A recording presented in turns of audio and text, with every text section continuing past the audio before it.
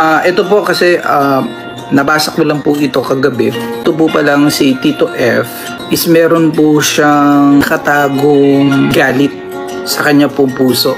Meron po siyang sobrang bigat na sama ng loob kay Tatay Ram.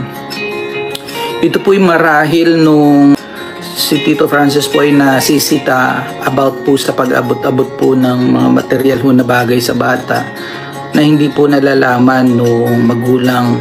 Hindi ba niya alam yung SOP pagdating sa mga ganitong bagay?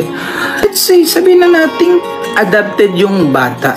Ibig sabihin ba may license na sila, ganunin na lang nila yung bata at iba-bypass nila yung magulang? Si Tito F mismo ang dahilan kung bakit naging ganon. Bakit sinita naman siya, pinagsabihan naman siya na ganito, ganyan, pero pinagpatuloy pa rin, ginawa pa rin niya yung alam naman na ipinagbabawal.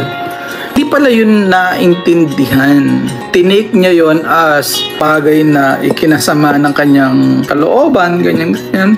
Kahit sa paulit-ulit na pinagsasabihan siya. Siyempre bilang tatay, protektahan niya yung kapakanan ng kanyang anak. Siyempre yung motibo, kaya po pala yung mga ganyang mga sumunod na mga ginagawa nila is dahil po pala dun sa galit, Katekram. May galit po sila kay Tatay Ram. But gusto daw niyang gumanti. Gusto daw niyang maghiganti. Yun po yung word.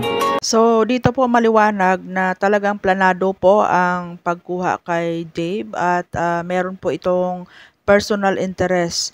No? So, nakakalungkot at nakakaawa dahil ginamit itong si Dave para po sa paghihiganti at pasakitan si Tekram.